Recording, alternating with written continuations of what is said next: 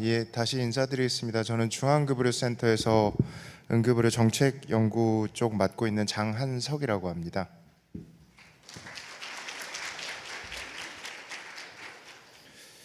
사실 이제 제가 이렇게 발표를 할 때마다 제일 어려운 주제가 현안과 이슈에 대해서 그 얘기를 해달라고 하실 때가 제일 난감하거든요. 왜냐면 사실은 응급의료에서 현안이나 이슈는 현장에 계신 분들이 더 잘 아실 거고, 사실 지금 뭐 정책적으로 문제가 되는 부분들 같은 경우는 뭐 응급의료는 대부분이 다 현안이고 대부분이 다 이슈라서 사실 조금 발표를 하기가 참 애매한 주제인 것 같습니다. 그래서 제가 오늘 말씀드릴 거는 사실 지역에 와서 이제 저희가 이제 응급의료 기본 계획이 23년도부터 세워져서 27년까지 지금 흘러가고 있고, 27년이 종료되면 이제 또 새로운 기본 계획이 수립이 될 텐데, 저희가 지금 생각하는 가장 큰 이슈는 사실 응급의료의 지역화에 대한 문제가 아닐까 싶어서 지역 응급의료에 대한 부분으로 조금 주제를 잡아봤습니다. 예, 우리나라 응급의료 체계는 뭐 여기 계신 분들이 더 잘 아실 테니까 넘어가겠습니다. 처음 보여드리는 그림은 WHO에서 제시하고 있는 이머전시 케어 시스템의 프레임워크를 보여드리는 사진이고, 다들 아시다시피 응급의료 같은 경우는 이제 다른 보건의료 분야와 좀 다르게 이제 병원에만 한정되지 않는 시스템을 가지고 있습니다. 사실 그래서 오늘 이슈하고 현안에 대해서 제가 처음 어떤 부분을 말씀드려야 될까 하다가, 사실 저희가 이제 10월 13일부터 또 이제 올해 국정감사를 준비를 하고 있습니다. 아마 여기 계신 이제 뭐 대전시청이나 다른 관에 계신 분들은 다 잘 아시겠지만 올해 또 하나의 또 이슈가 또 다가오고 있고요. 그래서 국정감사 시작하기 전에 국회에서는 이제 입법조사처에서 국정감사에 대한 이슈 분석을 매년 내놓고 있습니다.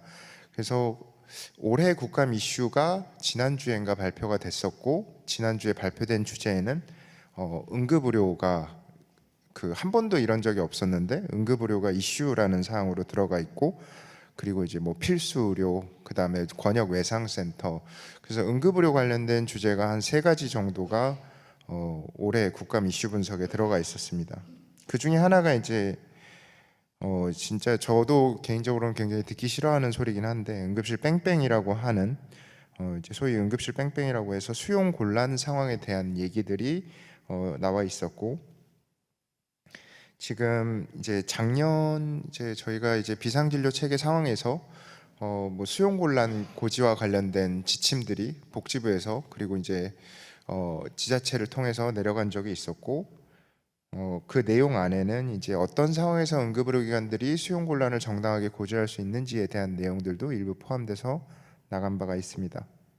그래서 그 작년에 나간 지침에 대해서 이제 이 이슈 분석에서 제시하고 있는 질문은 그것이 효과적인가에 대한 내용이었습니다. 나중에 궁금하신 분들은 국회 홈페이지에 올라와 있으니까 한번 찾아서 읽어보셔도 좋을 것 같습니다. 근데 사실 이거는 우리나라만의 상황은 아닙니다. 이건 지금 보여드리는 거는 이제 아마 작년, 재작년에 아마 신문에서 많이 보셨을 것 같긴 한데, 이제 일본어로 타라이와 마시라고 하는 이제 대야 돌리기라고 보통 표현을 하는 이제 응급실 뺑뺑이와 관련된 사항들이고, 관련돼서 이제 기사나 이런 뉴스나 뭐 온라인에서 찾아보시면 이런 식의 그림들을 흔하게 찾아볼 수가 있습니다. 예, 근데 일본은 이걸 어떻게 해석을 하고 있냐면, 사실 이제 코로나 이후가 저희가 이제 본격적으로 응급실에 대한 수용의 어려움들이 문제가 이제 많이 불거진 시기였고, 일본 호소행노동성의 2022년도 보고서를 보면 이제 그렇게 나오고 있습니다. 단순히 환자 수용 거부를 형식적으로 금지하는 것만으로 구급 이송 곤란의 문제의 근본적인 해결에는 이르지 못한다. 오히려 의료 제공 체계 전체에 과중한 부담을 줄 가능성이 있고, 다이버전을 금지하는 조치만으로는 불충분하고 환자 중증도에 따라 트리아지, 임시 수용시설 정비, 실시간 병상 정보 공유 체계 등을 병행하는 것이 필요하다라고 결론을 내리고 있습니다.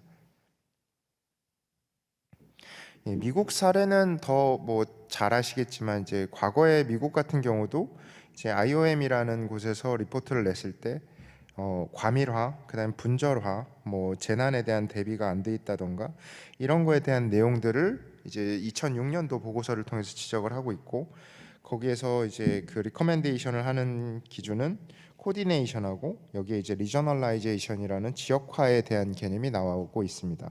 그리고 어카운터빌리티는 이제 각각의 유관 기관들, 관련 기관들이 각각의 분야에서 역할을 다 해야 된다라는 내용들을 담고 있습니다. 방금 말씀드렸던 보고서이고, 그 안에 보시면 지역 단위에서 제공되어야 된다라는 내용들이 포함이 되어 있습니다. 이거는 짧게 그냥 보시고 넘어가도록 하겠습니다. 그래서 결국에는 그 응급의료에 대해서는 수요에 맞게끔 리소스를 매칭해야 되는 것들이 응급의료 지역화에 대한 기본적인 개념이고, 거기에 따라서 이제 그런 코디네이션 오브 케어라고 해서 정부 기관들과 그 다음에 관련된 의사소통 체계라든가 이런 것들에 대한 중요성을 강조하고 있는 내용이 포함되어 있습니다. 그래서 지역화에 대한 이슈는 저희가 크게 이제 두 가지를 잡습니다. 아마 이 그림은 많이 보셨을 것 같긴 한데, 저희가 이제 지역화라고 하면 흔히 이제 행정적인 지역 분권화, 말 그대로 예산과 뭐 이런 것들을, 행정적인 절차라든지 이런 것들을 그냥 말 그대로 지역 단위로 쪼개는 개념의 지역 분권을 얘기하는 것들이 있고, 또 하나는 조금 더 이제 진료적인 개념에서 지역 네트워크를 구축하고 각각의 개별적인 응급의료 자원들의 특성을 살려서 일종의 코디네이션을 한다는 개념, 크게 두 가지로 나눠집니다. 그래서 저희가 보는 관점에서 지역화를 조금 정리를 해보면, 이제 결국 일정 지역 내에서 환자에게 최적의 응급의료를 제공을 하기 위해서 다양한 제공자 간의 역할 분장을 해야 하고, 그 안에서 이제 유기적인 연계 체계를 구축하고 각 참여 기관들이 각자가 맡은 역할과 책임을 가져야 하고, 그다음에 명확한 지휘 체계 하에서 코디네이션을 해야 된다. 그리고 최종 치료에 대한 접근성 개선과 신속성 강화, 그리고 단일 지역 내에서 책임의 분담의 관점에서 필요하다라는 내용을 말씀드리겠습니다. 그래서 어떻게 해야 되냐라고 하면, 사실 이제 여기서 이제 가장 먼저 나오는 개념이 이제 행정구역과 진료 권역에 대한 개념입니다. 아마 대전, 충청, 세종 같은 경우도 굉장히 이제 포괄하는 범위가 넓기 때문에, 위로는 이제 경기도랑 맞닿아 있는 충북 지역의 일부는 경기도나 강원하고도 맞닿아 있는 부분들이 있고, 충남으로 내려가면 이제 밑에 쪽으로 이제 전북과도 맞닿아 있는 곳이 있을 겁니다. 그런 식으로 이제 그 각 지역별로 시급성과 자원가용성을 감안한 지역 범위를 먼저 정의를 하고, 그 다음에 사실 지역화에 대한 개념이 모든 응급의료를 지역화한다라는 개념이 아니라, 외국의 사례들을 보면 주로 이제 중증 외상이라든가 심내라든가 이런 중증 응급 질환에 대해서 주로 사용되는 것들을 볼 수가 있습니다. 그래서 질환별로 접근을 해야 되고, 그 다음에 지자체, 즉 이제 행정기관들이 리더십을 가지고, 그리고 이제 뭐 응급의료 지원 센터나 지원 단위, 그거에 대한 일종의 싱크탱크 역할을 하면서 전문기관으로서 역할을 수행을 해야 된다라는 내용이고, 그리고 아까 말씀드린 것처럼 역할 분장과 각각 참여기관들이 책임성을 가져야 된다. 그리고 그 안에는 이제 지침과 교육, 데이터와 평가, 이런 것들이 필요하다는 내용을 말씀드리겠습니다. 예, 이거는 이제 저희가 이제 그 지역 외상체계 구축 시범 사업에서 썼던 그림인데, 요거는 그냥 참고로만 보시고 넘어가도록 하겠습니다. 그래서 결국 이제 저희가 지금 하고 있는 지원단이나 이런 쪽에서 하고 계시는 응급의료 자원조사가 사실 이 지역화에 대한 가장 첫 번째 스텝이라고 볼 수가 있고, 결국 이제 24시간 365일 모든 기관들이 모든 최종 치료가 가능하지 않기 때문에 각각의 응급의료 자원들이 가능한 가용 범위를 조사를 하고, 거기에 따라서 이제 최종 치료 역량과 최종 치료 수요 등을 각각 이제 데이터화하고, 그것들을 이제 일종의 범위 안에서 시군구, 권역, 시도, 대권역, 전국 이런 식으로 질환별로 어디까지가 접근이 가능한지에 대한 내용들을 일종의 이제 이송 맵처럼 정리를 해서 각각 질환별로 지역화를 하는 내용들을 포함하고 있습니다. 네, 그리고 이제 앞에서 말씀드린 것처럼 이제 가장 중요한 개념으로 나오는 것 중에 하나가 이제 거버넌스인데요. 그리고 이제 우리나라 같은 경우는 이제 지금 전국에 있는 응급의료기관들 중에 한 70% 정도가 민간에 기반을 둔 응급의료기관들이고, 이제 그 공공의 섹터가 한 30% 정도 됩니다. 그래서 결국 우리나라 같은 경우는 민간 부분의 공급자가 광범위하게 존재하는 것이기 때문에, 물론 이제 모두 다 이제 모든 기관들이 건강보험 체계 안에 기반을 두고 있지만 어쨌든 이런 민간과 공공의 공급자가 광범위하게 존재하기 때문에 일종의 이런 하나의 총괄하는 거버넌스는 필수적이고, 그리고 이제 응급진료권 방금 말씀드렸던 것처럼 범위는 질환별과 자원 가용성에 따라서 다양하기 때문에 이거와 연계되는 거버넌스가 필요하다라는 것과, 결국 또 응급의료는 결국 전체 보건의료 서비스와 연계될 수밖에 없는 시스템이기 때문에 연계해서 구축해야 된다라는 내용을 말씀드리겠습니다. 그래서 저희가 응급의료법에 보면 이제 국가와 시도와 시군구가 해야 되는 역할들을 제시를 하고 있고, 이제 국가나 지자체 같은 경우는 이제 국가는 기본 계획을 세우게 되어 있고 지자체는 시행 계획을 세우게 되어 있습니다.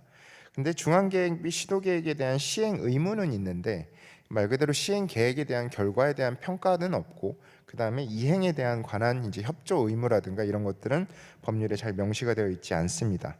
그리고 시도 계획에 따라서 예를 들어서 뭐 이송과 뭐 취약지 지원과 이런 것들이 시행 계획에 따라서 수립을 하고 그 과정에서 어떤 법적 문제가 발생을 하더라도 사실은 면책의 범위는 없습니다. 그래서 결국 책임은 지는데 이제 관련돼서 무기는 없는 것이라고 보시면 될 것 같습니다. 그리고 응급의료 기관 같은 경우도 지금 현재 이제 비상진료 체계라는 조항이 있긴 하지만, 사실 이제 비상진료 체계 조항을 보시면 아시겠지만 이제 진료 과목으로 일부 표시는 되어 있지만 사실상 거의 이제 그 사문화되어 있는 거라고 보시면 되겠습니다. 이제 권역응급의료 센터에서도 9개 과목을 명시하고 있지만 사실상 뭐 신경외과라고 했을 때 이게 뇌수술이 가능한 신경외과 전문의인지 뭐 척추수술이 가능한 신경외과 전문의인지 이런 것들은 따로 명시가 안 돼 있고, 사실 진료과별로 되어 있기 때문에 임상 영역이 세분화되면서 이런 것들은 다 반영하지는 못하고 있습니다. 예. 그래서 제가 이제 대전 충청 권역의 응급의료 현황을 어차피 이후에 아마 더 자세하게 발표를 해주시겠지만 저희가 이제 조금 숫자로 볼 수 있는 것들만 몇 개를 집어넣어 봤습니다. 사실 이제 케이타스 1, 2에 대한 비율은 대전이나 충북, 충남이 거의 비슷비슷한 상황이고, 중증의 비율은 뭐 전국 평균으로 7.2% 정도 되는데 충남, 천안이 가장 이제 조금 중증 비율은 낮은 것으로 보여지고 있습니다. 그리고 이제 위에 거는 이제 권역응급의료 센터에서의 전원 환자에 대한 비율을 보여주고 있는 건데요. 사실은 이건 이제 24년도 같은 경우는 이제 특수한 시기였기 때문에 조금 이제 병실 또는 중환자실 부족 전원은 확 줄어든 반면에 이제 뭐 응급수술이라든가 이런 전원, 응급수술 처치 불가 전원이라든가 이런 부분들은 조금 지속적으로 유지되는 것을 볼 수 있습니다. 소아 환자 같은 경우는 이제 보시는 것처럼 응급수술 처치 불가 또는 전문 응급의료를 위해서 전원되는 사례가 24년도에 조금 다소 증가한 것으로 보여지고 있습니다. 물론 이는 이제 전체적으로 내원 환자 수가 줄어들면서 이제 조금 비율이 좀 과대하게 보이는 경향은 있습니다. 예, 이거는 사실 이제 조금 그림이 잘렸는데요. 이제 저희가 지금 현재 아마 대부분 교수님들도 아시겠지만 응급의료 전달체계 개편이라는 작업을 하고 있습니다. 그래서 아마 내년도 하반기 중에는 전달체계에 대한 조금 그림을 말씀드릴 수 있을 것 같긴 한데요.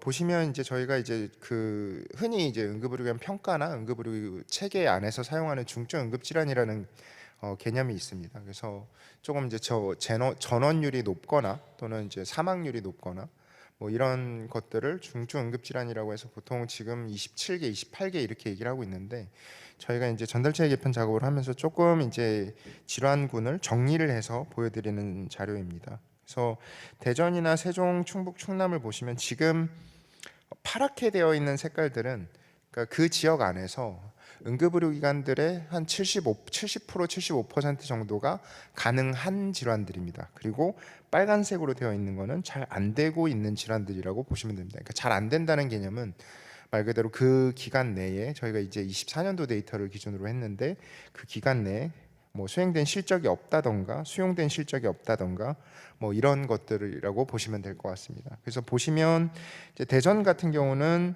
이제 질환들이 대부분 다 가능한 것으로 나오고 있습니다만, 지금 이제 세종 같은 경우는 이제 이게 응급의료기관 그 개소수가 적기도 하고, 그래서 한 개 기관이 뭐 안 되는 경우에는 거의 다 안 된다고 표시되는 경향이 좀 있습니다. 그 점은 좀 감안해서 봐주셔야 될 것 같습니다. 그래서 파란색으로 짙어질수록 조금 더 그 지역 내에서 어느 정도의 진료 체계가 다 가능하다, 말 그대로 지역 내에서 어느 정도 수용이 가능하다라는 것으로 보시면 될 것 같고, 빨간색인 경우에는 조금 더 이제 인접 권역이나 이런 쪽에 같은 좀 지원이나 지역 다른 타 지역 의존도가 조금 높아질 수 있다라는 개념으로 보시면 될 것 같습니다.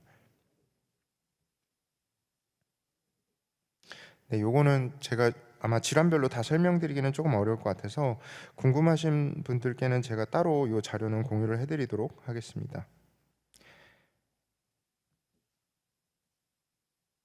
네, 이제 마지막으로 이제 지역 응급의료의 필요성에 대해서 조금 더 말씀을 드리겠습니다.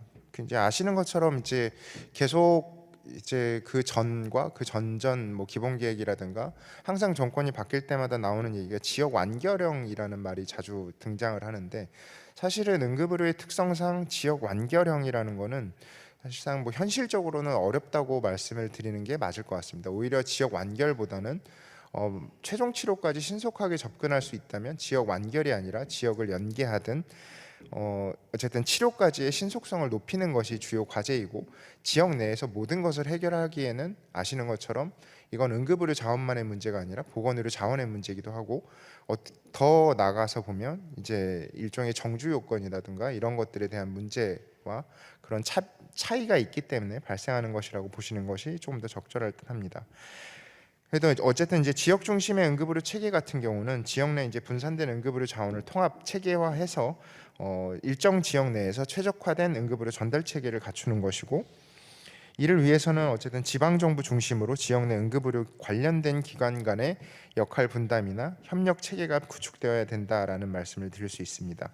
그래서 결국에 이 안에서는 시도별 편차를 줄이기 위해서는 뭐 응급의료 관련된 인력이라든가 조직, 예산, 성과 관리 체계 등이 있어야 되고, 그리고 이제 시도 응급의료위원회들이 형식적으로 운영되는 것을 떠나서 조금 더 기능과 역할을 명확하게 할 필요가 있다라는 말씀을 드리겠습니다. 그리고 이제 저희가 23년도부터인가요? 이제 응급의료 지원단이라는 조직이 신설이 됐고, 저희 응급의료 지원센터 같은 경우는 어떻게 보면 이제 중앙의 정책과 조금 더 이제 연계되는 부분이 있어서 중앙과 지역에 이제 그 반을 걸치고 있는 조직이고, 중앙에서 진행하는 사업들에 대한 일종의 평가라든가 그런 것들을 수행하는 기관이라고 보시면 될 것 같은데, 응급의료 지원단은 말 그대로 시도의 전담 밀착 조직입니다. 그래서 시도에서 하고 있는 응급의료 정책 사업들에 대해서 싱크탱크 역할을 하는 지원단이 신설이 됐고, 그 지원단이 해야 되는 역할들이 지금 각 지역별로 지원단의 사업 계획서들을 보면 굉장히 다양하게 올라오고 있습니다. 어떤 지역에서는 뭐 전체 AED를 뭐 전수조사해서 AED가 실질적으로 잘 작동하는지에 대한 확인도 하는 지역도 있었고, 어떤 지역 같은 경우는 조금 더 이제 그 취약지라든가 이런 곳에 대한 응급의료 지원에 대한 정책적인 수립을 하는 지역도 있었습니다. 그래서 말씀드린 대로 응급의료 지원단이 이런 지역 응급의료 거버넌스 안에서도 조금 더 그 역할을 더 수행할 수 있을 것이라고 볼 수 있습니다. 말씀드린 것처럼 이제 그 지역 완결형 응급의료 체계 구축이라고 했지만, 결국에는 여기서는 조금 더 지역 내의 충실도가 높은 거버넌스라고 보시는 게 나을 것 같습니다. 말씀드린 것처럼 이제 지오그래픽 레인지, 그러니까 그 지리적 관점에서 보면 저희가 대권역이 있고, 지금 이제 광역 응급의료 상황실이 전국에 한 6개가 있는데 그 6개 중심으로 보는 것이 있을 거고, 그리고 이제 또 시도가 있고, 그 다음에 29개 응급의료 권역이 있고, 또 다른 공공의료 관점에서 보는 70개 중진료권이 있고, 이런 식으로 이제 이런 지리적인 범위를 설정하는 기준은 굉장히 다양합니다. 근데 앞서서 말씀드린 것처럼 각각 중증 응급 질환별로는 각 지역의 전원율이나 지역의 뭐 최종 치료 제공률이나 지역의 응급의료의 성과를 보여주는 지표에서는 지역별로 굉장히 차이가 큽니다.